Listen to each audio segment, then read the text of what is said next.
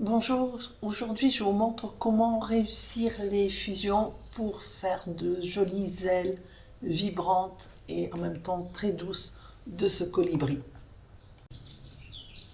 Alors à partir de l'esquisse que j'ai estampé pour éviter d'avoir les traces du gras à papier sous la peinture, avec un pinceau numéro 4, donc c'est de l'A4 hein, en format, j'ai humidifié l'aile qui est derrière de manière à ce que justement la peinture ne diffuse pas sur l'aile qui est au premier plan.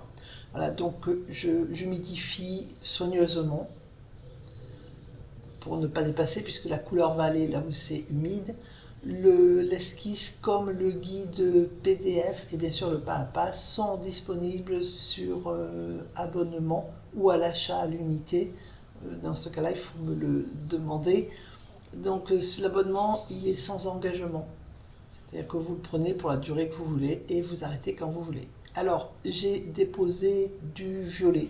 Voilà, donc là, c'est saturation moyenne. J'ai rincé le pinceau et j'ajoute du rose.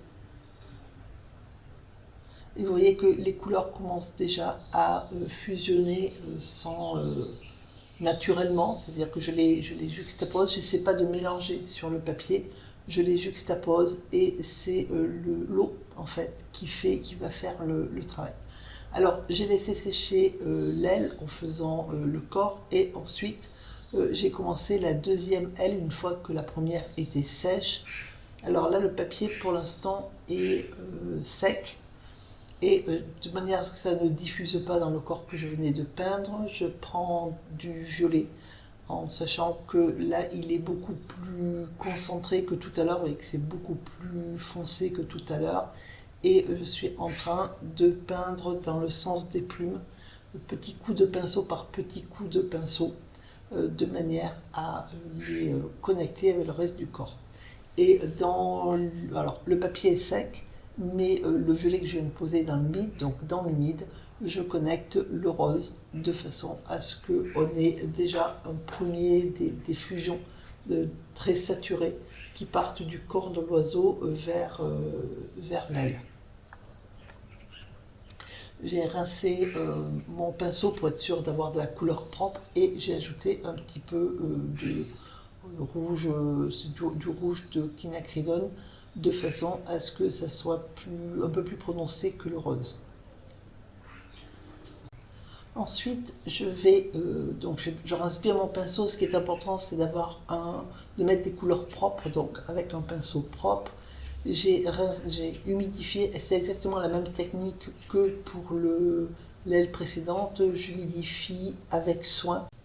Donc ça n'est pas difficile au sens technique du terme, c'est une question de dosage d'eau et d'ordre dans lequel vous faites les choses. Donc dans l'humide, vous voyez que j'ajoute euh, du, euh, du magenta, donc le magenta je l'ai fait avec le rose et le violet, voilà. Toujours dans le sens des plumes, tranquillement, en étant détendu, parce que en fait vous êtes dans l'humide, donc vous avez le temps de faire les choses. En même temps, avec un pinceau plus fin,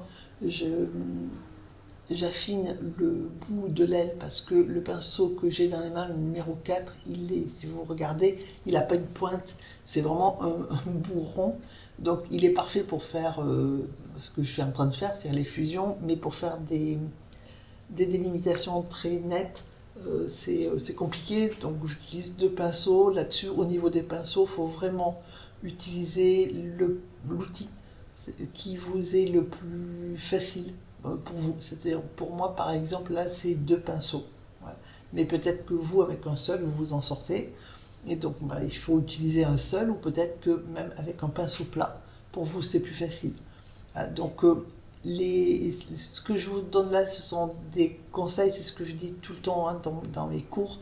Je vous donne des conseils, je vous montre la méthode. Après, il faut l'adapter aux couleurs que vous avez, au matériel que vous avez.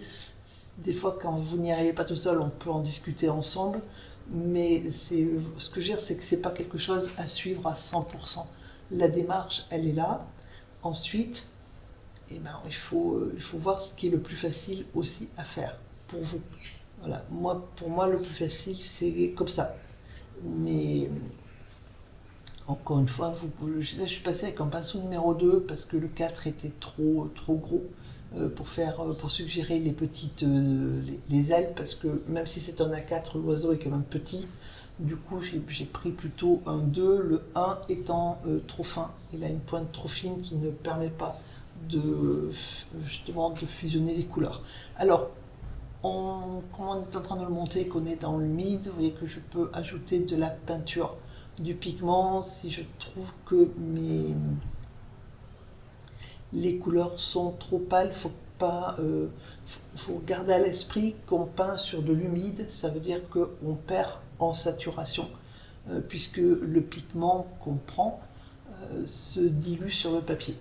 Du coup, de temps en temps, il faut veiller à ajouter du pigment. Alors, là, ce que j'ai fait, c'est que j'ai pris du rouge, mais j'aurais pu prendre une autre couleur, beaucoup plus concentré pour faire le bord de l'aile. Et après, à partir de là, dans l'humide, je vais ajouter mes couleurs. Donc, j'ai pris du rouge, j'ai ajouté un tout petit peu de rose.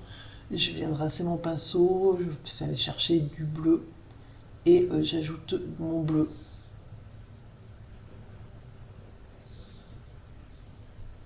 Alors évidemment, le bleu, quand il rencontre, surtout qu'il y a déjà du violet, quand il rencontre le rose, ça fait du violet, mais en ajoutant du bleu, ça nous donne une petite nuance en plus. Donc je trouvais que ça faisait, au niveau des fusions, ça donne un petit plus qui est assez sympa. Alors là, le défi, en fait, il est aussi de suggérer les plumes sans peindre la plume une par une. Alors on peut peindre la plume une par une, mais c'est pas le même objectif.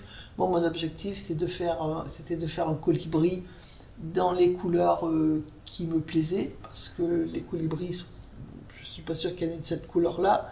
Moi, j'ai pris les couleurs qui me plaisaient, c'est-à-dire un dégradé qui part du violet et qui arrive au jaune. Voilà, le colibri, il est souvent dans les verts émeraudes, bleu profond, etc. Moi, je l'ai fait plutôt comme ça, parce que j'avais envie de le faire comme ça. Et donc, l'idée, c'est pas du tout de faire un colibri réaliste, même si, quand vous le voyez, ça se reconnaît. Mais c'était vraiment de faire une aquarelle qui soit avec des couleurs vives, qui soit vivante, qui soit lumineuse et légère. Donc là, dans mes fusions, j'ai apporté un petit peu d'eau. C'est pour ça que ça fait des petits points blancs, de manière à apporter un petit peu de lumière. Et je laisse sécher. Donc en attendant, je vais faire autre chose. J'ai fait les autres parties du colibri qui, par exemple, étaient déjà sèches. Et quand je reprends mes ailes, je prends un pinceau fin, donc c'est du 1. J'ai pris du violet et là, je vais commencer à tracer les séparations des plumes avec un trait qui est fin. Et je prends un pinceau numéro 2. Je vais estomper dans l'humide dessous, de manière à avoir la ligne du dessus. Donc quand l'aquarelle est dans le bon sens, le trait du dessus net et le trait du dessous beaucoup plus estompé, beaucoup plus doux, qui nous donne en même temps donc le volume ou l'ombre, si vous voulez, des ailes. Voilà. Et après, l'idée, c'est de suggérer les autres plumes sans faire pour autant des traits très marqués, parce que plus vous allez faire des traits très marqués et plus ça va rigidifier l'ensemble, forcément, puisque vous allez mettre des traits qui sont très visibles et très nets. Donc j'ai fait des traits très légers, très juste pour suggérer, pour dire voilà, ce sont des ailes. Il y a donc forcément des plumes où on voit la séparation entre les plumes, mais de façon très légère. Et j'ai humidifié, alors non pas là où j'avais mis les traits, mais entre les traits légèrement, et j'apporte un tout petit peu de couleur en plus, un tout petit peu de rose en plus sur l'aile à l'arrière, puisque c'est elle qui est le moins colorée. Et je vais faire exactement la même chose sur l'aile principale, donc en faisant donc les séparations d'ailes. Alors j'ai fait moins de séparation que ce qu'il y a d'ailes, et j'évite de faire les traits d'un bout à l'autre, c'est-à-dire que je les suggère, et je les suggère partiellement, exactement pour la même raison que j'ai pas fait des traits très marqués, de façon à garder vos ailes de façon très légère. Voilà, on est plus, si vous voulez, dans la suggestion que vraiment dans la délimitation. Alors, à part quelques traits que je suis en train de faire là, où il faut quand même soutenir un peu la structure, où là je les fais beaucoup plus marqués. Voilà. Et comme tout à l'heure, j'utilise la même technique, j'estompe le trait du dessous pour que ça s'intègre bien et que ça soit plus doux. Alors, ça peut sembler hyper long, c'est pas très long. Le cours entier avec la réalisation entière du colibri dure un tout petit peu moins qu'une heure. C'est 58 minutes exactement, donc c'est pas très long pour faire une aquarelle A4. Alors, une fois qu'on a fait les petites séparations d'ailes, je vais remettre à certains endroits un passage de couleur, alors là plutôt à sec, de manière à ne pas bouger évidemment ce qu'on a fait. C'est juste monter les contrastes puisque le corps est très coloré, et j'ai fait les ailes un peu plus pastel, un peu plus tempéré, de manière à que ça s'accorde dans l'ensemble. Alors j'ai ajouté du violet donc à la racine des ailes, et ensuite avec le pinceau propre et essoré, je suis en train d'estomper le haut de manière à ce que ça s'intègre dans l'aile et que ça ne fasse pas pièce rapportée en fait. Voilà. Donc juste avec le pinceau propre et essoré, j'estompe par le haut, et j'ajoute un tout petit peu de rouge ou de rose à certains endroits, de façon à mettre un petit peu certaines zones un peu plus saturées que d'autres, mais très légèrement, puisque c'est vraiment l'idée, c'est de garder le corps plus saturé, plus vif, tant par le choix des couleurs, puisque le corps il est plutôt avec du jaune, de l'orange et du rouge, que les ailes qui sont plutôt, elles, dans le violet, même si évidemment il y a du rose. Alors j'ai repassé sur le bord de l'aile avec du rouge, je lui ajoute, donc le papier était sec, hein, je lui ajoute tout de suite du violet, ce qui fusionne les couleurs. Voilà, de façon à ce qu'on voit quand même au niveau il faut quand même que la structure de l'aile soit marquée. Donc tranquillement, après il faut regarder selon ce que vous avez obtenu. Ce que je veux dire, il faut ajouter des petits points de couleur, alors déjà selon ce que vous avez obtenu et selon vos goûts aussi.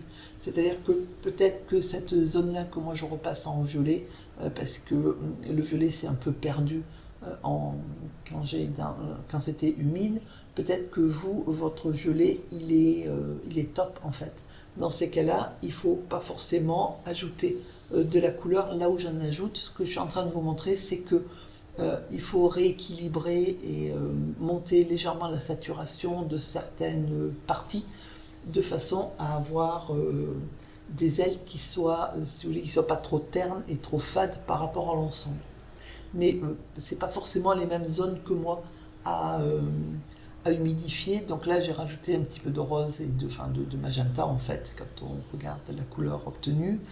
Et je suis en train d'ajouter un tout petit peu de couleur, pas partout et pas sur toute la longueur, de manière à conserver des zones de lumière, même si elles sont un peu atténuées, parce qu'un blanc pétant ça irait pas, ça contrasterait trop, mais de façon à garder un petit peu de lumière dans les ailes, mais à monter quand même un petit peu de couleur. C'est pour ça que j'ajoute aussi de l'orange sur le bout des ailes. Voilà, j'espère que ça va vous inspirer et que ça vous aura aidé à faire de jolies fusions. Je vous souhaite une agréable journée, je vous dis à très bientôt. Et merci d'avoir visionné la vidéo et merci pour vos commentaires.